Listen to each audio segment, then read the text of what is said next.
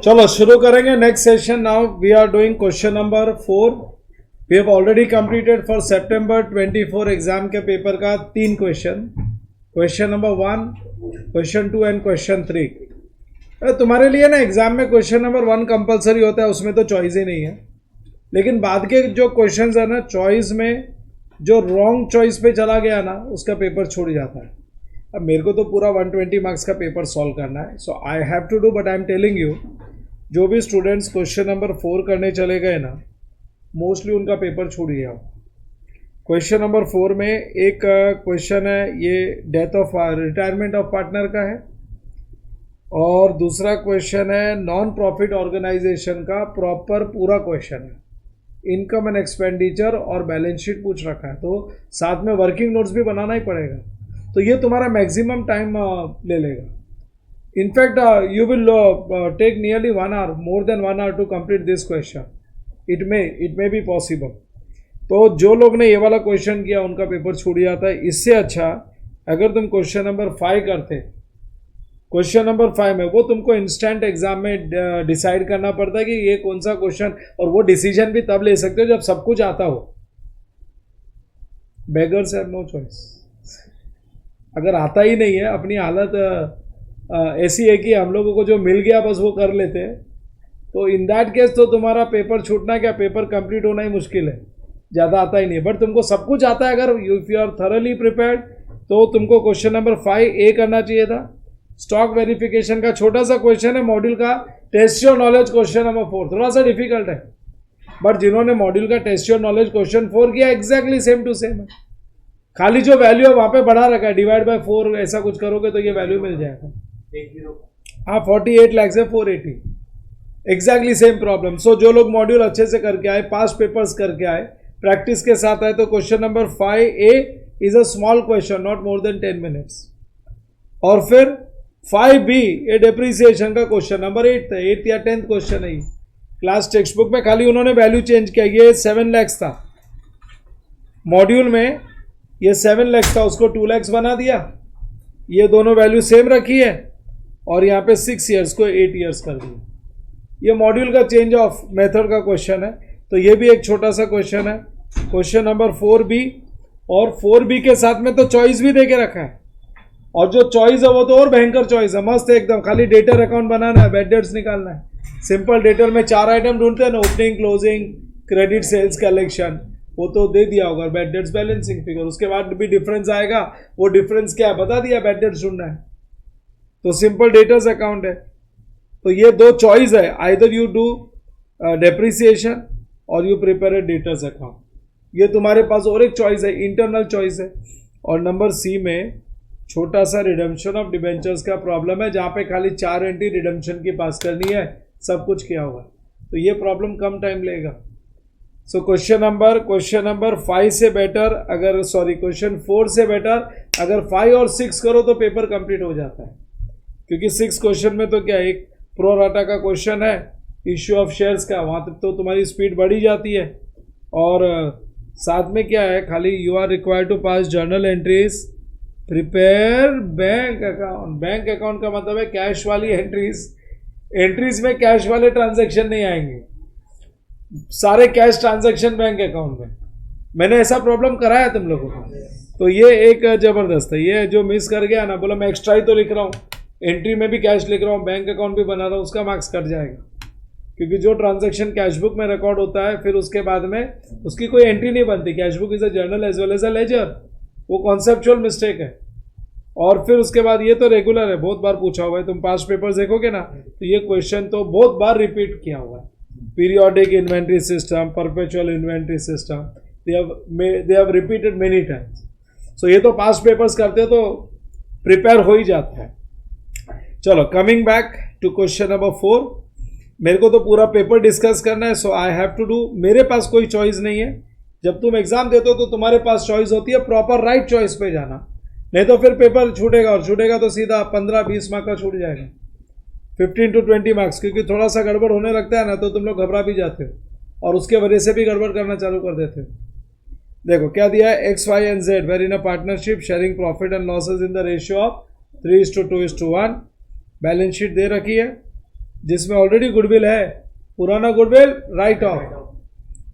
Patents, machinery, investment 25,000, market value कितना है 27,600, stock, debtors less RDD, cash at bank. फिर दिया हुआ है कैपिटल तीनों का XYZ, और जैसे आरडीडी होता है ना, वैसे इन्वेस्टमेंट फ्लक्चुएशन फंड है। The way RDD is given वैसे ही इन्वेस्टमेंट फ्लक्चुएशन फंड भी होता है। हाँ देखो, इन्वेस्टमेंट फ्लक्चुएशन फंड है ना, investment fluctuation fund is like RDD. Investment में जो फ्लक्चुएशंस आते हैं ना, उसको कंट्रोल करने के लिए एक फंड है। तो एक्चुअली स्पीकिंग ये ऐसे प्रेजेंट होना चाहिए,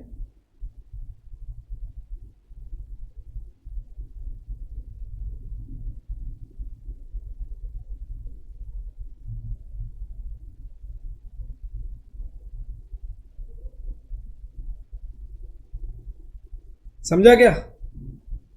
सो ये प्रेजेंट ऐसा होना चाहिए। आरडीडी कम ज्यादा होता है तो किधर जाता है, रिवैल्यूएशन। तो ये भी किधर जाएगा, रिवैल्यूएशन में। ये रिजर्व्स नहीं है, it is not reserves, it is provision. Provision for doubtful dates, जो पैसा डूब सकता है, डूबा थोड़ी है। डेटर के नीचे हम लोग आरडीडी क्रिएट करते हैं। वैसे ही इन्वेस्टमेंट्स की भी प्राइस, जब भी लॉन्ग टर्म इन्वेस्टमेंट्स में परमानेंट डिमिनेशन आता है, परमानेंट डिक्लाइन आता है, long term investments are always shown at cost, always shown at cost. लेकिन जब उसमें परमानेंट डिक्लाइन आता है प्राइस में, तो एक इन्वेस्टमेंट फ्लक्चुएशन अलाउंस अकाउंट, एक इन्वेस्टमेंट फ्लक्चुएशन रिजर्व्स बोल लो, अलाउंस बोल लो, क्रिएट किया जाता है। उसको उसके नीचे माइनस करके आउटर कॉलम में रिड्यूस्ड वैल्यू दिखाते हैं। इनर कॉलम में कॉस्ट ही रहता है, लेकिन जो उसमें डिक्लाइन आने वाली है उसके लिए एक प्रोविजन क्रिएट होता है, वो माइनस होकर आउटर कॉलम में ट्रू एंड फेयर वैल्यू दिखती है।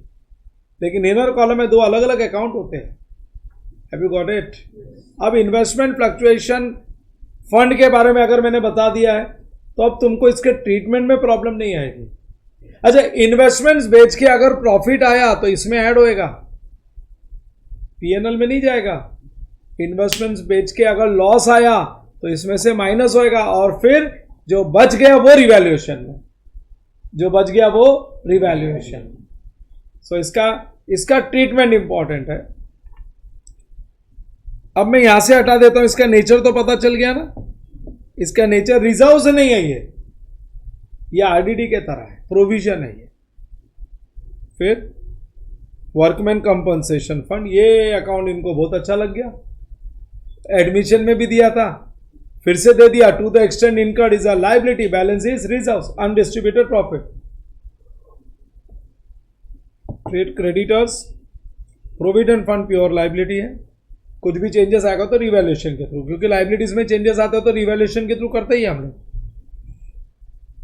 Z retired, goodwill of the firm is valued at 60,000। ये तो नया गुडविल है, रेस राइट ऑफ। पुराना वाला तो राइट ऑफ कर देना। ये जो नया गुडविल है, गेनिंग टू सैक्रिफाइस, वो 12,000 तो सीधा ओल्ड पार्टनर्स को डिस्ट्रीब्यूट कर देंगे। Value of patents to be reduced by 20% and that of machinery to 90%। Reduced by इन 2 पेटेंट्स और मशीनरी ना, और provision for doubtful debts to be raised by 10%। तो ये लो, आरडीडी पे एक डॉट आ गया। Liability of provident fund was only how much?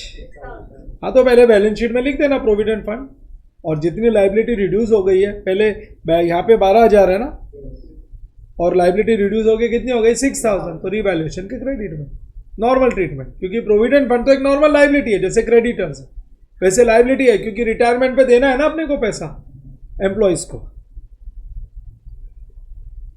Liability for workman compensation fund to the extent of 6,000 is to be created. तो total कितना है इसमें? हाँ, तो 12,000 में से 6,000 तो प्रॉफिट डिस्ट्रीब्यूट कर देना, और 6,000 को लाइबिलिटी नए बैलेंस शीट में। ठीक है ना? एक ही पेपर में 2 बार दे दिया, मतलब तुम लोगों को सिखा दिया परफेक्शन, पहले सीख लो फिर रिपीट भी करा दिया। वर्कमैन कंपनसेशन फंड का treatment, Z took over investment at market value. What's the market value? 27,600. 27,600 है ना, और इन्वेस्टमेंट था कितने का? 25 का। बेचते तो 27,600 में बेचते तो बोलते थे bank account debit. 27,600 to investment 25,000 to investment fluctuation fund. वो अमाउंट किधर जाएगा? Investment fluctuation fund. पहले से इन्वेस्टमेंट फ्लक्चुएशन फंड कितना था? 6,000, और कितना ऐड हो गया? 2,600, और वो पूरा investment fluctuation fund revaluation credit. समझा कि नहीं? तो पहले बेचने पे जो प्रॉफिट आएगा वो अलग से रिवैल्यूएशन में नहीं, पहले वो इन्वेस्टमेंट फ्लक्चुएशन में, और टोटल इन्वेस्टमेंट फ्लक्चुएशन, क्योंकि काम खत्म ना। अब इन्वेस्टमेंट से नहीं है तो उसका फंड रख के क्या करोगे? तो तुम बोलोगे सर ये अनडिस्ट्रीब्यूटेड प्रॉफिट नहीं है। नहीं, अनडिस्ट्रीब्यूटेड प्रॉफिट नहीं, ये था प्रोविजन, ये आरडीडी है। आरडीडी को कभी सीधा कैपिटल में लिखते हो गया, तो ये रिवैल्यूएशन के थ्रू जाएगा। This will go through revaluation. यही तो प्रॉब्लम था, समझने लायक। और मैंने बोला ना, जो ये प्रॉब्लम को स्किप कर गया ना, आगे पहुंच गया, तो वो ये झमेले में भी नहीं पड़ा, ना तो इसके ना एनपीओ के। और आगे तो एकदम सिंपल था। Question number 5, 6 is very simple. फिर amount due to Z is to be settled, 50% तो रिटायरमेंट पे पेमेंट कर देने का, और 50% within 1 year by a bill of exchange. तो बिल्स पेबल, जैसे लोन अपियर होता है वैसे बिल्स पेबल बैलेंस शीट में अपियर होगा। You are required to show entries for treatment of goodwill. Old goodwill का भी पार्टनर्स कैपिटल टू गुडविल, और जो न्यू गुडविल है raised and write on, gaining to sacrifice, revaluation account, capital account and balance sheet. Have you got it? सो एक cash bank account भी बना ही लेंगे ना हम लोग, इतना बना रहे तो कैश बैंक भी बना लेंगे। चलो लेट्स कंप्लीट दिस क्वेश्चन। पहले रूलिंग बनाएंगे। 3 पार्टनर है ना,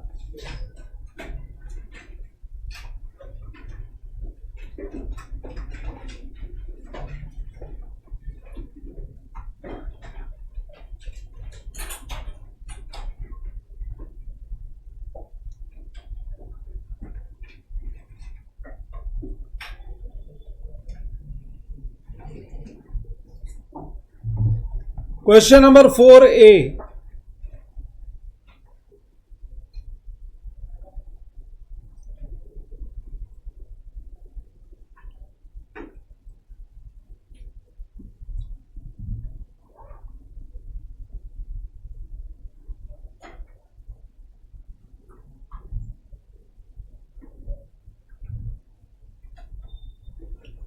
Partners capital account, 3 partners capital account, 10 lines, 3 columns. Revaluation account 8 lines.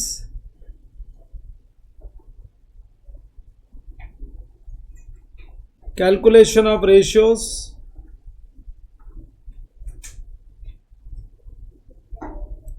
And balance sheet on the date of retirement.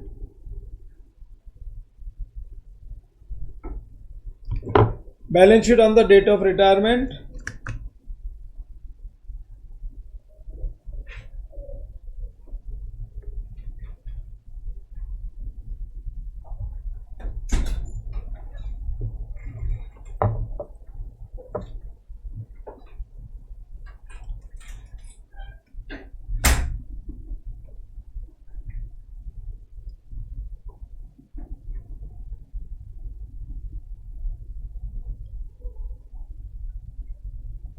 एक दिन आगे का बना दोगे, 1 अप्रैल 2024। Balance sheet is on 1 April 2024।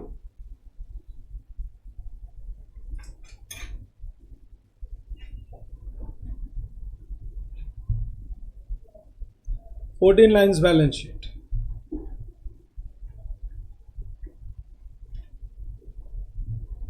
XYZ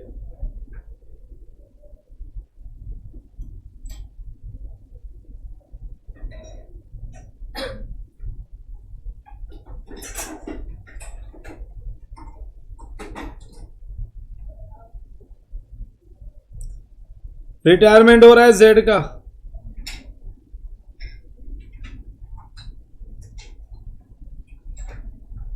x and Y.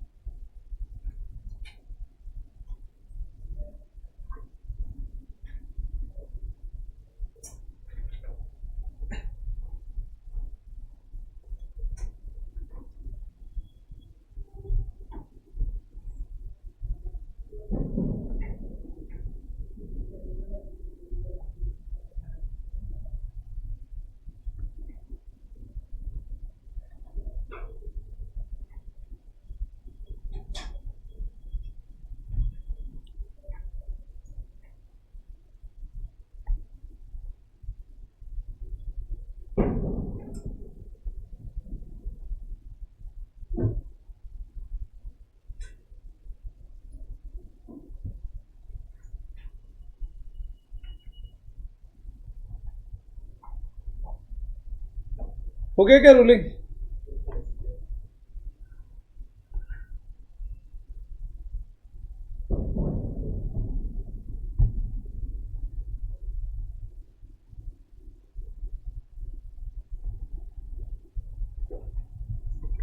चलो करें शुरू।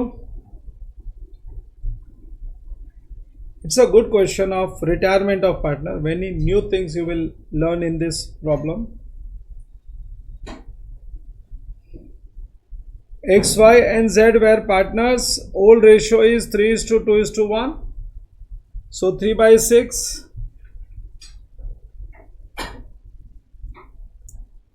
2/6 and 1/6. ये रिटायर हो रहा है Z। आगे कहीं पे नया प्रॉफिट शेयरिंग रेशियो दिया है क्या अपने को? तो सेम ओल्ड रेशियो ही कंटिन्यू रहेगा, खाली हो जाएगा 3/5 एंड 2/5। 3/5 2/5। बैलेंस शीट एम्प्टी करना चालू करो, बैलेंस शीट पोस्ट करो। पहले capital 78, 42 and 31। 78,000,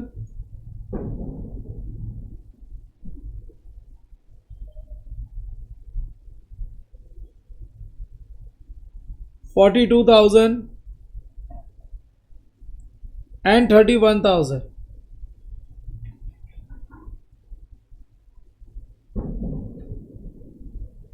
by balance brought down.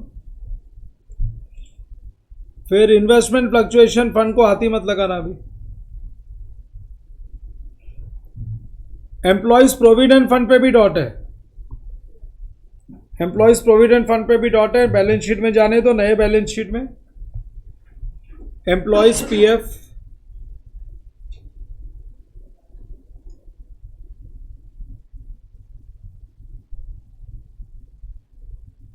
$12,000।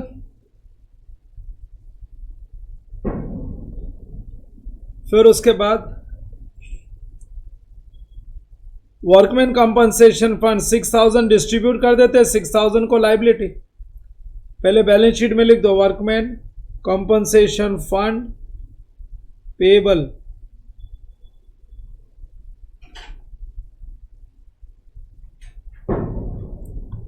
और by workman compensation fund reserves. चलो 6,000 को डिस्ट्रीब्यूट करो, 3:2:1 बोलो।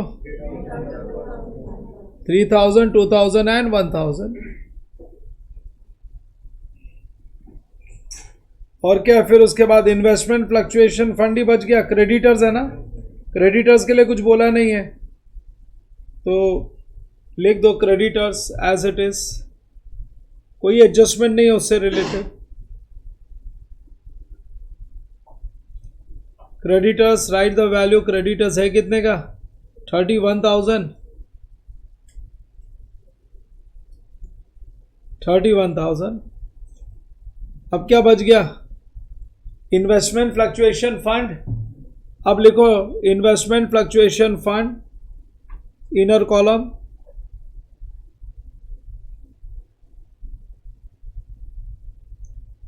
$6,000, बस लिख के छोड़ दो, ये लास्ट आइटम है 6,000। हो गया ना लाइबिलिटी साइड पूरा।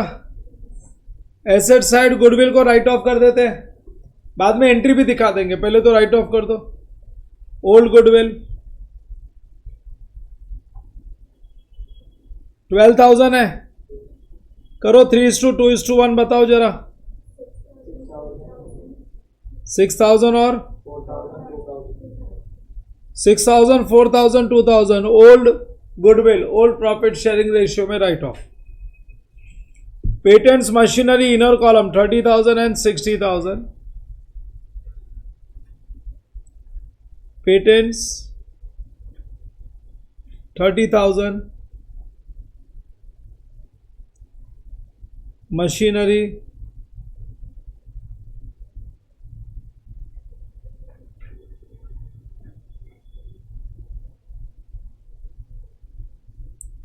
मशीनरी 60,000, चलो 30-60 हो गया।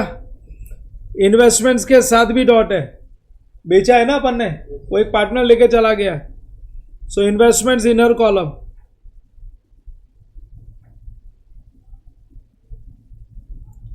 इन्वेस्टमेंट्स 25,000 कॉस्ट है, इनर कॉलम। फिर इन्वेस्टमेंट्स के बाद है स्टॉक, स्टॉक पे डॉट नहीं है, 30,650।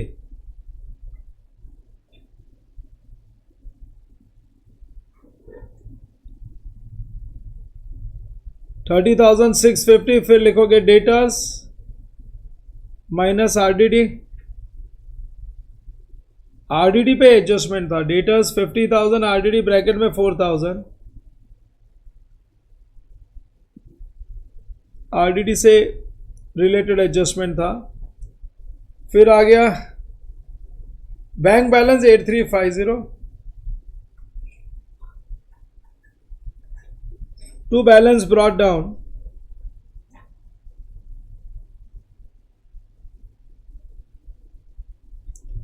बैलेंस ब्रॉट डाउन 8350 हो गया ना।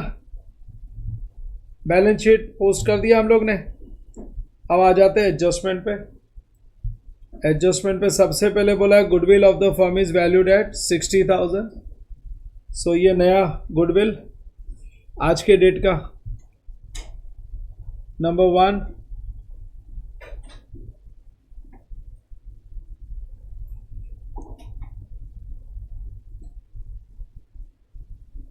वर्किंग नोट्स लिखो, नंबर 1 तो नीचे आएगा। Working notes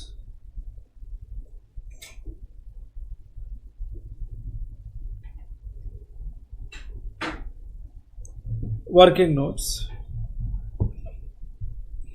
number 1, goodwill appearing in balance sheet,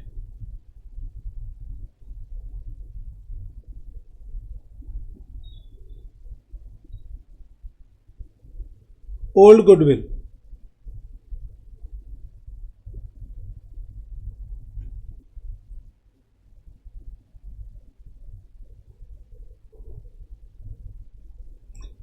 old goodwill के लिए एंट्री पास की हम लोग ने। एक्स कैपिटल डेबिट, XYZ ही है ना, X capital account debit, Y's capital account debit,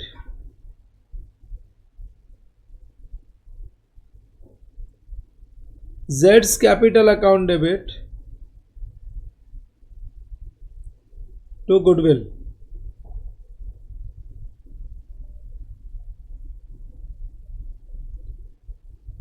क्योंकि बैलेंस शीट में गुडविल आने का मतलब है वो परचेज्ड गुडविल है। उन्होंने कोई पास्ट में गुडविल, कोई बिजनेस खरीदा होगा, उसमें पेमेंट किया है, क्योंकि अपना सेल्फ जनरेटेड गुडविल तो बुक्स में आता ही नहीं है। सो ये जो ओल्ड गुडविल है, ये परचेज गुडविल है, इसका अभी से कोई लेना देना नहीं है, ये पुराना गुडविल है। राइट ऑफ कर दो। बोलो कितना कितना लिखा था? 6,000, 4,000 and 2,000. 12,000. Number 2.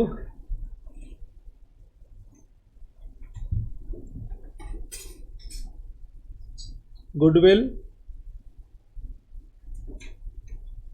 on date of retirement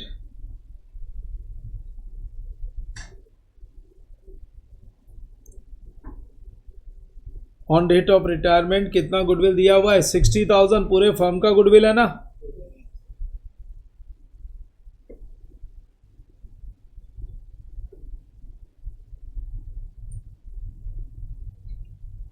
XYZ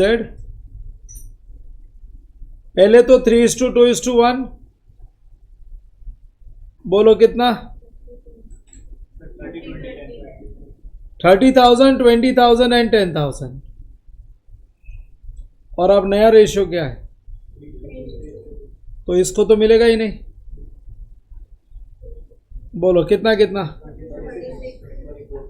36,000 and 24,000.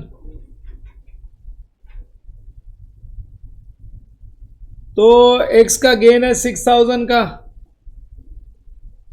Y का गेन है 4,000 का.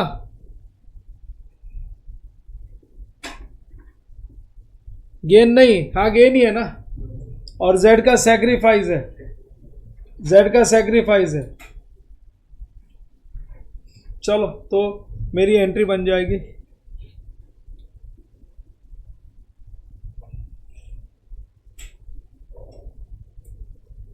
क्योंकि उनको एंट्री चाहिए.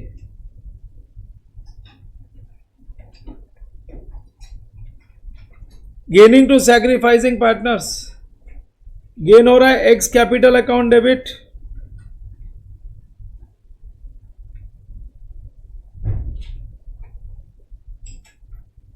$6,000.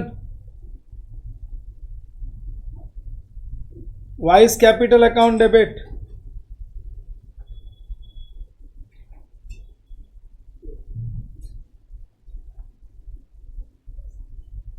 $4,000.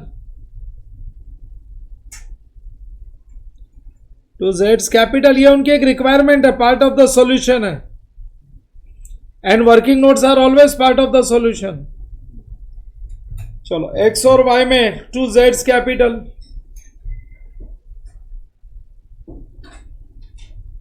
टू जेड्स कैपिटल कितना कितना? 6,000, 4,000.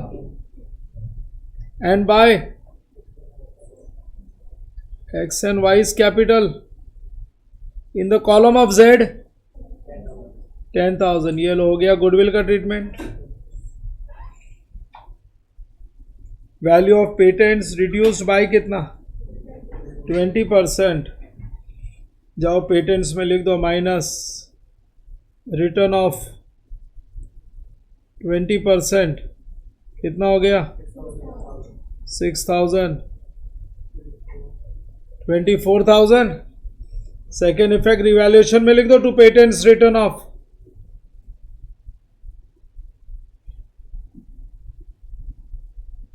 6,000.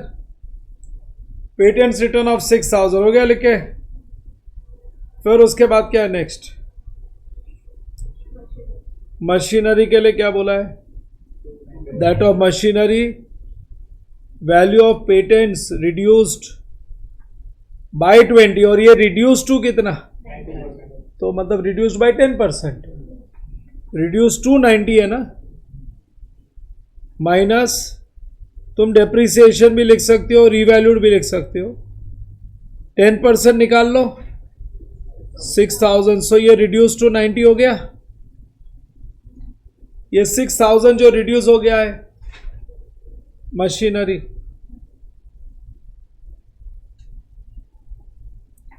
रिवैल्यूएशन डेबिट ये भी 6,000 ही, दोनों 6. फिर उसके बाद हो गया ना adjustment number 2 complete. Provision for doubtful debts was raised to 10%. मतलब नया 10% चाहिए तो 50,000 का 10% इज 5,000. तो बोलो इंक्रीज बाय कितना? 1000, तो ये 1000 भी पीएनएल के डेबिट में आ जाएगा।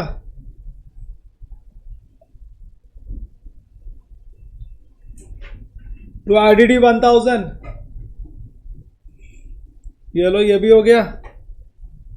Liability on account of provident fund कितना? हाँ, तो बाकी रिवैल्यूएशन में जाने दो। लाइबिलिटी माइनस रिटर्न ऑफ 6000 की लाइबिलिटी उड़ा दो, तो 6000 की लाइबिलिटी उड़ा दोगे तो ये रिवैल्यूएशन में जाएगा बाय एम्प्लॉइज प्रोविडेंट फंड। ये लो, ये भी हो गया। वर्कमैन कंपनसेशन का पहले डिवीजन कर चुके हम लोग। प्रॉफिट्स डिस्ट्रीब्यूट हो गया, बैलेंस शीट में लाइबिलिटीज लिख दिया अपन ने। Z took over investments at market value. Market value at 27,600, which is more than the cost. बेच देते तो 27,600 कैश मिलता, बेचा नहीं तो Z का कैपिटल उतना एडजस्ट हो जाएगा। लिखो number 3,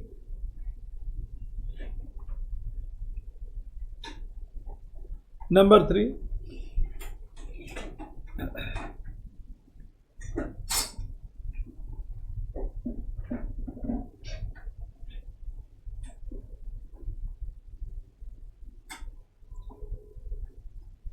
treatment of investments.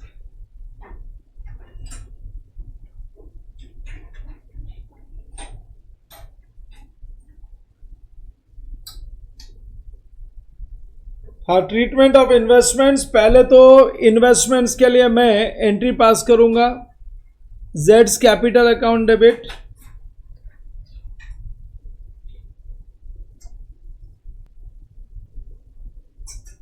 $27,600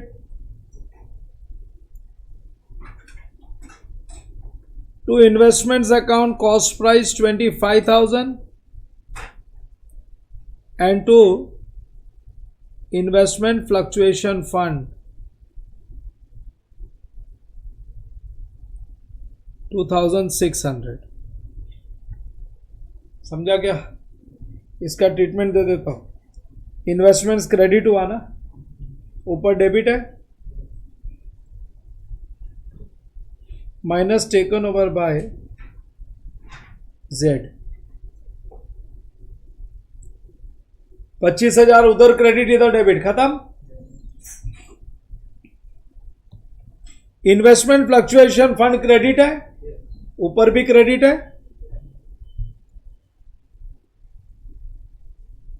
profit on investment taken over.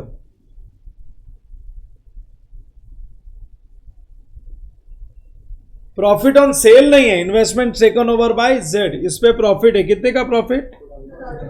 2,600। ये तो इन्वेस्टमेंट के लिए फंड था ना, इन्वेस्टमेंट ही नहीं तो फंड का क्या करोगे? ये अलाउंस था, ये अलाउंस था इन्वेस्टमेंट का, उसके प्राइस को कंट्रोल कर रहा था कि जो रिडक्शन है वो लॉस इसमें शो करके आउटर कॉलम में 19 दिखाते थे। समझा कि नहीं? तो अभी इन्वेस्टमेंट फ्लक्चुएशन में कितना अमाउंट आ गया? हाँ, तो दूसरी entry investment fluctuation fund account debit to revaluation account. कितना है? 8,000, टोटल 8,600 हो गया ना, 8,600।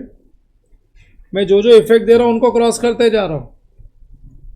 मैंने 2 इफेक्ट तो दे दिया, अभी तीसरा effect Jades capital account debit है ना, जाओ जेड्स कैपिटल अकाउंट के डेबिट में जाके लिख दो टू इन्वेस्टमेंट टेकन ओवर। ऐसा दोनों अकाउंट मत दिखा देना, opposite account. Investments taken over कितना है डेबिट? हाँ, 27,600। डन। और ये बाजू इन्वेस्टमेंट फ्लक्चुएशन फंड क्रॉस करो, वहां पे क्रेडिट, यहां पे debit, minus transfer to revaluation 8,600,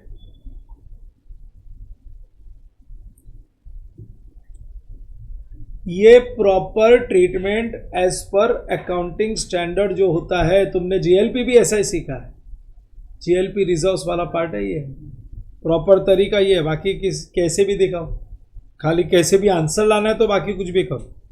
तो रिवैल्यूएशन क्रेडिट में लिखोगे बाय, सीधा कैपिटल में नहीं ट्रांसफर करने का, बाय इन्वेस्टमेंट फ्लक्चुएशन फंड, कितना है 8,600। क्या फर्क पड़ता है, आंसर तो सेम आता है। अरे आंसर तो कैसे भी सेम आता है, आंसर तो सेम आता है, उसमें कोई तकलीफ नहीं है, बट वो तरीके से आना चाहिए ना, प्रॉपर प्रेजेंटेशन। क्यों अकाउंटिंग स्टैंडर्ड सीखते हैं? इसी चीजों के लिए कि वो इन्वेस्टमेंट का अलाउंस था। आरडीडी, आरडीडी को क्यों नहीं, फिर हमेशा आरडीडी को भी कैपिटल में लिखने का ना, डेटर्स लेस आरडीडी, क्यों रिवैल्यूएशन में प्लस माइनस करते रहते हो? सो ये सेम वही है, प्रोविजन है, दिस इज नॉट रिजर्व्स, ये रिजर्व्स नहीं है। तो इसका ट्रीटमेंट जो मैंने दिया ना, ये प्रॉपर ट्रीटमेंट है। तुम बोलोगे सर इन्वेस्टमेंट का प्रॉफिट सीधा जाने देते हैं, प्रॉफिट वो रिवैल्यूएशन में चला जाता है, इन्वेस्टमेंट फ्लक्चुएशन फंड को तो पूरा ट्रांसफर कर देते हैं हम लोग रिजर्व्स के तरह, अनडिस्ट्रीब्यूटेड प्रॉफिट जो बैलेंस शीट में 6,000 ऊपर जाने दो। इन्वेस्टमेंट्स बेचेंगे ना, तो जो प्रॉफिट आया वो रिवैल्यूएशन के क्रेडिट में लिख देंगे, अल्टीमेटली सब मिल जाएगा, कैपिटल अकाउंट का क्लोजिंग तो वही आने वाला है। बट वो रॉन्ग तरीका है, कोई भी प्रॉपर जो ट्रीटमेंट होता है वो देना चाहिए। चलो आगे बढ़ते हैं। ये कौन सा एडजस्टमेंट था? ये लास्ट ही था बस, अब तो सेटलमेंट ही है। जेड का अकाउंट सेटल करना है तो क्लोजिंग चालू कर देते हैं, रिवैल्यूएशन अकाउंट क्लोज करो पहले। कौन सा साइड ज्यादा है? 6, 6, 12, 13 और क्रेडिट में 14 है क्या? 14,600, 14,600, डिफरेंस बोलो।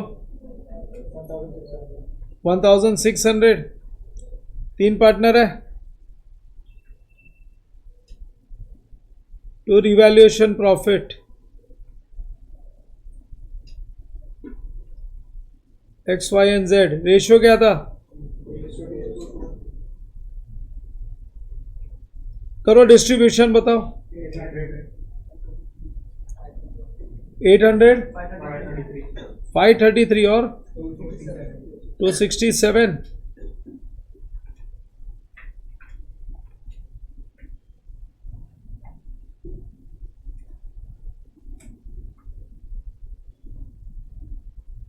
Transfer to partners capital account bye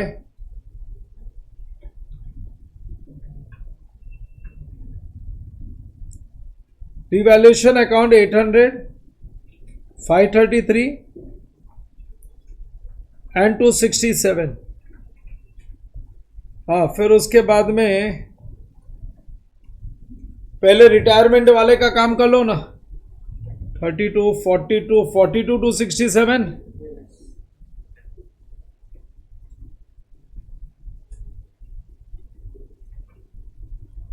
42,267 में से माइनस करो, बताओ जरा। 12,000, तो 12,667 आ गया, डिफरेंस आ गया, ये डिवाइड बाय 2 कर देते, 6,334 एंड 6,333। हाँ क्यों? Amount due to Z is to be settled 50% on retirement and 50% of the balance within 1 year. एक मिनट, 50% तो on retirement, 50% of the balance within 1 year, वो लोन। ओहो, ये तो मैंने तो नोटिस ही नहीं किया। गुड, तो इसमें तो 3 डिवीजन है। पहले तो 50% तो कर ही दिया, ये लो, ये तो कैश दे दो। अब एक loan, Jades loan,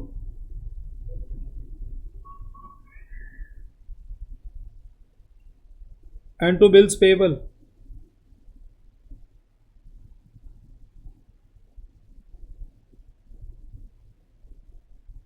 $6,333 divided by 2,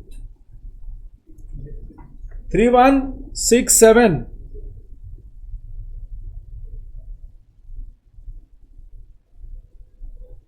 and 3166 सब मिला के कमती ज्यादा नहीं हो जाना चाहिए, देख लो सब।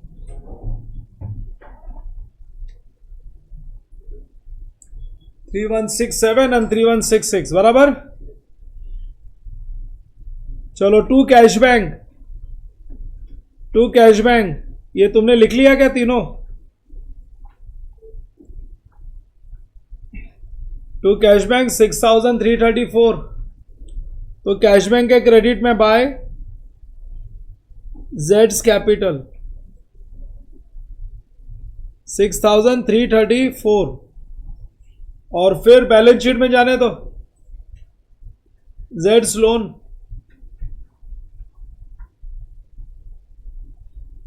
कितना 3167 3166, bills payable,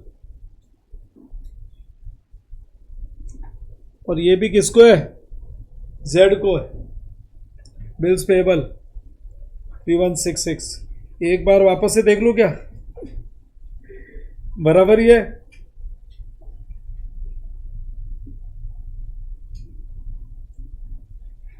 amount due to Z is to be settled on the following basis: 50% on retirement, ये हो गया cash, and 50% of the balance within 1 year. Balance का 50% within 1 year and the balance by bill of exchange, perfect, without interest. So 3 division है। चलो बाकी close करो। बाकी का कैपिटल अकाउंट, क्रेडिट का टोटल 78, 81, 800,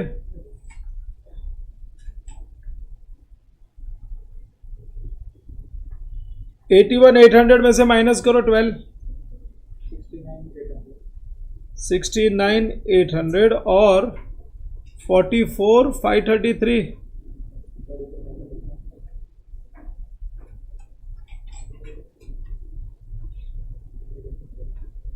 $44,533 में से 8,000 माइनस कर लो, 36,533,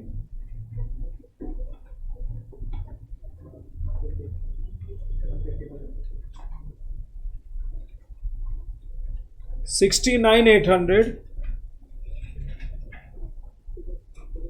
एंड 36,533। चलो टोटल बोलो, 333, 1,06,333। अभी कैश बैंक को क्लोज करो, 8350 माइनस बोलो 2016,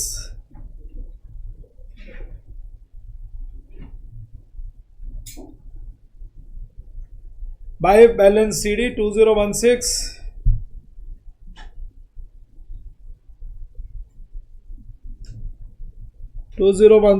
जरा बैलेंस शीट टैली करो।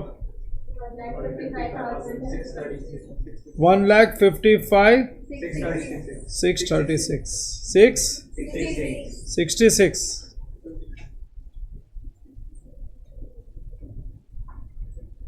666,666। ये लो, बहुत अच्छा क्वेश्चन था ये वाला ट्रीटमेंट समझा तुम लोगों को इन्वेस्टमेंट फ्लक्चुएशन का। सी ऑल्टरनेटली तुमको ऐसे सॉल्यूशंस भी मिलेंगे जहाँ पे पूरा इन्वेस्टमेंट फ्लक्चुएशन फंड कैपिटल में ट्रांसफर कर देंगे, लाइक अनडिस्ट्रीब्यूटेड प्रॉफिट, और इन्वेस्टमेंट बेचने पे 2,600 रिवैल्यूएशन के क्रेडिट में आ जाएगा। अल्टीमेटली अमाउंट ये सब क्लोजिंग सब सेम ही होएगा, बट प्रॉपर ट्रीटमेंट ये था क्योंकि we understand accounting standard. This is investments allowance reserves for long term investment permanent diminution is controlled through investment provision account. that is investments fluctuation or investments allowance account. So it is not undistributed profit, it is a provision like RDD. जैसा हम लोग RDD provide करते हैं ना, less from debtors, ये less from investments है. So this question is also done. Question number 4A के बाद आता है 4B. ये 4B लेंदी क्वेश्चन है, आज के लेक्चर में हम लोग कंप्लीट नहीं कर पाएंगे, but we will go through this question. अगले क्लास में डेफिनेटली कर लेते हैं. Following receipts and payments of Delhi Club, prepare income and expenditure and balance sheet. Opening cash, opening bank, donation, subscription, entrance fees के लिए कुछ नहीं बोला जाएगा तो capitalized. Interest on investments, interest received from bank, sale of old newspaper, drama tickets, salary, repairs, purchase of furniture. Dot आ जाता है इसमें, फर्नीचर अकाउंट बना लेंगे. Miscellaneous expense, purchase of investments पहले से एक इन्वेस्टमेंट्स अकाउंट भी बना लेंगे. इंश्योरेंस प्रीमियम अगर पहले से नहीं है तो सीधा बैलेंस शीट में लिख देंगे. Billiards table, paper ink etcetera, drama expenses, तो ड्रामा टिकट्स में से ये माइनस कर देंगे. Closing cash bank, subscription in arrears, तो एक सब्सक्रिप्शन अकाउंट बन ही जाएगा क्योंकि अपने को सब्सक्रिप्शन रिसीव्ड इन एडवांस और सब्सक्रिप्शन रिसीवेबल दोनों दे दिया है, लेकिन दोनों करंट ईयर का ही है. दोनों करंट ईयर का ही. लास्ट ईयर का होता तो अकाउंट बना लेते, करंट ईयर का तो कर देंगे ना, रिसीवेबल ऐड कर देंगे, रिसीव्ड इन एडवांस माइनस. क्यों अकाउंट बना के टाइम खराब करें. इंश्योरेंस प्रीमियम आउटस्टैंडिंग, तो इंश्योरेंस का भी आउटस्टैंडिंग ऐड करके balance sheet liabilities.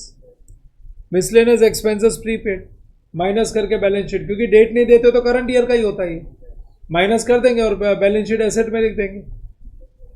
50% of donation capitalise, तो 50% को इनकम ट्रीट कर लेंगे.